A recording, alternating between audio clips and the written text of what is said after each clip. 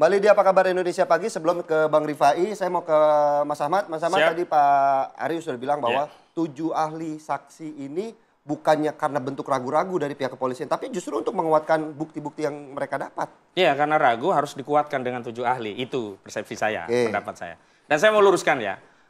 5 laporan yang dikonsolidasi atau dilimpahkan ke Polda itu bukan laporan yang muncul setelah kasus ini ramai. Bukan, justru laporan itu sudah ada sebelum Jokowi 30 April 2025 lalu lapor.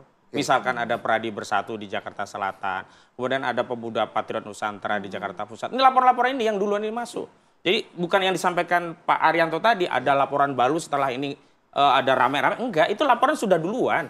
Hanya karena ada lokus delikti yang berbeda, tidak semuanya bisa ditangani oleh Polres, maka dilimpahkanlah dikonsolidasi di Polda.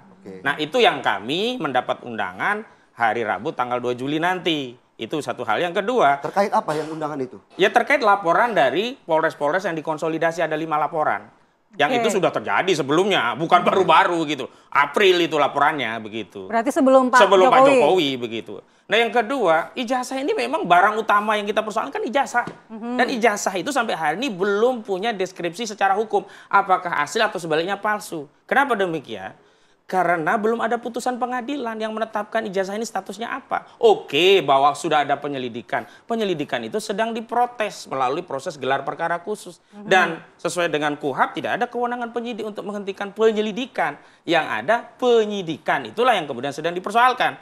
Yang kedua, kalau ada keterangan ahli, keterangan itu hanya yang berlaku ketika dihadirkan di persidangan. Termasuk bukti-bukti. Kalau hari ini ada yang pamer bukti, diserahkan penyidik, dipinjamkan, habis itu dibawa pulang. Enggak mengikat, karena itu enggak pernah dihadirkan di persidangan. Ya kalau kata Pak Ari kan supaya nggak dianggap prematur lagi Polda nih. Jadi dihadirkan dulu ahli-ahli. Justru itu yang saya bilang tadi, dia ragu sebenarnya. Barang ini meragukan. Harusnya kan fokus dulu, dibuktikan. Ijazah ini asli atau tidak, inkrah asli. Baru orang yang menyatakan ijazah palsu itu dianggap sebagai pencemaran, fitnah. Nah sekarang bagaimana kita mau deskripsikan menyatakan ijazah itu palsu disebut fitnah. Padahal ijazah ini belum pernah dibuktikan oleh putusan pengadilan yang berkekuatan hukum tetap bahwa ijazah itu asli. Gak ada gitu loh. Jadi prematur ini, kasus ini barang-barang itu prematur. Coba begini ya, bagaimana ya buru-buru di Polda diselidiki, dinyatakan ini fitnah. Tiba-tiba peradilan perdata menyatakan ini ijazah ini bermasalah. Kan artinya apa? Kemajuan Polda itu terburu-buru, prematur. Nah, inilah yang saya lihat seperti ada intensi dan atensi dalam kasus ini. Tapi kan diminta cepat salah, diminta lambat juga salah. Nah, karena proses prosedurnya tidak mengikuti urutan dalam proses penyidikan tindak pidana. Begini sederhana saja. Kita dituduh fitnah, harus dibuktikan dulu yang benar seperti apa. Kalau ijazah asli belum dibuktikan putusan pengadilan, kemudian orang ngomong meneliti bahkan ijazah itu palsu dianggap fitnah, dari mana? Saya mau minta tanggapan Bang Rifai. Belum dianggap identik kok, katanya tadi. Katanya juga dalam kasus ini ada intensi dan juga ada atensi. Jadi begini, pertama ya saya menghargai pandangannya Bang Ahmad ya. Tentunya sebagai pengacara dari pihak yang kemungkinan akan jadi terlapor ya. Tentunya akan mencoba agar penyidikan ini lambat kalau perlu berhenti yang di Polda. Tapi sebaliknya, saya sebagai pengacara dari pihak pelapor tentunya akan mendorong agar ini cepat. Ya. Apalagi ada gium hukum litis finiri oportet. Ya. Semua perkara harus ada akhirnya. Ya. Ini ada gium internasional ya, litis finiri oportet. Jadi pertama mengenai laporan kepada kami di Barreskrim sudah ada akhirnya. Ya. Penyelidikan itu bukannya berhenti, sudah selesai penyelidikannya. Dan kesimpulannya tidak bisa ditingkatkan ke penyidikan. Kenapa? Karena dari evidennya menyatakan ini identik, ini selesai. Dan bukan hanya hasil lapor, ada bukti surat, seluruh dokumen perkuliahan Pak Jokowi sudah disita oleh di Barreskrim ya, dikumpulkan. Lalu kedua, saksi sudah didengar semua dari rektor, dekan, teman kuliah segala macam. Disimpulkan betul Pak Jokowi kuliah, betul mendapatkan ijazah, selesai. Bahwa teman-teman masih berjuang mencari serpihan-serpihan untuk bisa mematahkan ini boleh-boleh saja. Ya. Tapi saya sih tidak melihat ada yang betul-betul bisa mematahkan dari evidence. Kemarin ada kader PDIP melempar isu dibuat di Pasar Pramuka, patah dengan sendirinya. Belum kami berkomentar sudah patah. Pak Adi Wijayanto mengkoreksi, Profesor Pak Iman mengkoreksi, bahkan menolak, termasuk Prasetyo Adi. Ini politikus PDIP, mantan ketua DPRD, menolak keras. Ya. Bahkan dibilang yang bersangkutan tidak pernah ikut dalam tim ses. Jadi kembali lagi lah, kebenaran akan mencari jalannya sendiri. Nah itu satu. Kedua, kami melihat apa yang dilakukan teman-teman Polda menurut saya bagus ya. Gak apa-apa mereka ragu-ragu atau apapun, lebih bagus dia hati-hati. Lengkapi semua, karena kami juga nggak mau orang yang tidak bersalah disidik ya. Biarlah orang yang tidak bersalah mendapatkan perlindungan, tapi orang yang bertanggung jawab atas perbuatannya harus jenderal. Pertanggungjawabkan itu di pengadilan. Nah, jadi saya mendukung dia mau cari ahli begitu banyak, artinya apa? Mau hati-hati sekali. Ya, jangan sampai menyeret orang yang tidak bersalah. Bahwa memang ini mengaitkan ahli-ahli dari 7 ahli, menurut saya karena memang spektrumnya luas. Digital informasi ada juga kedokteran, ada macam-macam sosiologi. Biarkan semua ini didengar. Tujuannya apa nanti? Untuk meyakinkan hakim. Apakah hati-hati sekali itu tidak ada kaitannya dengan intensi dan atensi tadi yang dimaksud Bang Ahmad?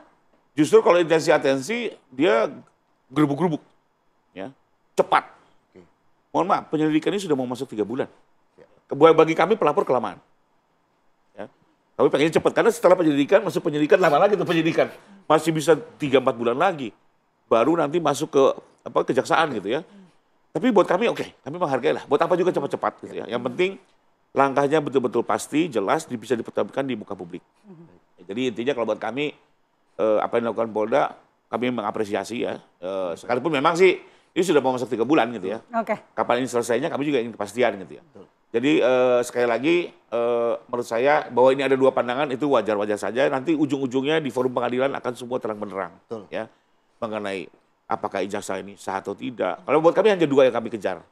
1, bahwa benar Pak Jokowi korban dari tindak pidana fitnah dan pencemaran nama baik.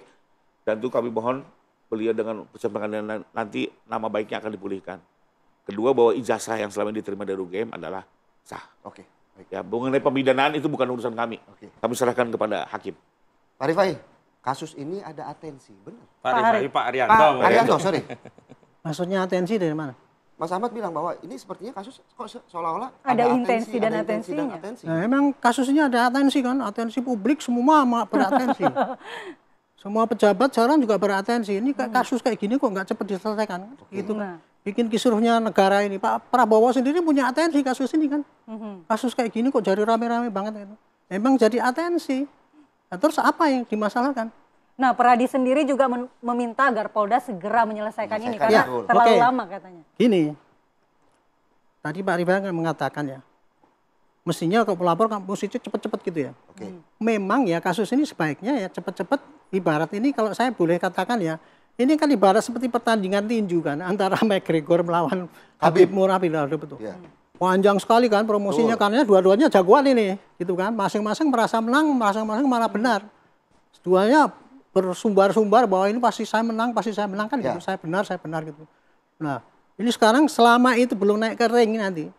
Belum bisa dilihat siapa nanti yang betul-betul memang hebat, benar, dan siapa yang kalah. Itu kira-kira sekarang ini lagi kayak gitu.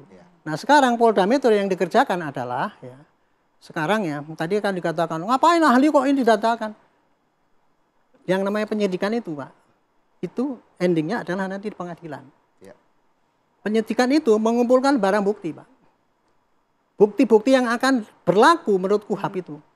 1 ya, dokumen, saksi ya, dokumen, keterangan ahli, petunjuk, kemudian yang digital, pengembangannya digital. Dan keterangan terdakwa nanti di pengadilan. Yang bisa dikerjakan oleh penyidik baru 5 ini, Pak. Dipersiapkan nanti supaya nanti tampil di pengadilan. Keterangan saksi ini diambil, nanti yang berlaku adalah yang di pengadilan. Ahli pun demikian. Sekarang dia mencari ahli-ahli, pendapat ahli bagaimana, nanti akan dipanggil di pengadilan. Karena ahli ini sah apa tidak. Disitulah ahli itu nanti akan dibuktikan berlaku apa enggak hukumnya, apa alat buktinya itu. Bukti dokumen digital sekarang juga dikumpulkan. Nah, sekarang ya tadi ya. Ini kan karena banyaknya itu tadi kan, item-item itu tadi. Pasti akan makan waktu. Ini besok kan, ini klarifikasi. Klarifikasi kan pada yang mana? Kalau dulu klarifikasi pada kasus pencemaran. Kalau sekarang kan klarifikasi pada kasus yang ujaran kebencian dan sebagainya itu tadi. Pasti itu betul nanti. Ya, Mas Ahmad ya, untuk pasti itu. Saya enggak salah satunya itu. Pasti itu saya sudah menduga pasti. Oke. Nah, terus kalau itu nanti dilihat ya tuh klarifikasi gitu. Nah, nanti mudah-mudahan ini bapak-bapak yang diklarifikasi itu menyampaikan bahwa saya itu benar, saya ini dan sebagainya itu silahkan gitu. Nah, nanti dari situ nanti penyidik akan menentukan ini Setelah saya klarifikasi ternyata ini memenuhi syarat untuk jadi sebagai terlapor.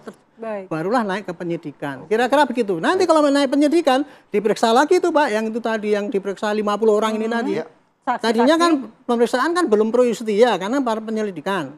Besok 50 ini diperiksa sebagai pro justia. Baik. Nah, termasuk barang bukti itu tadi baru disita dan sebagainya.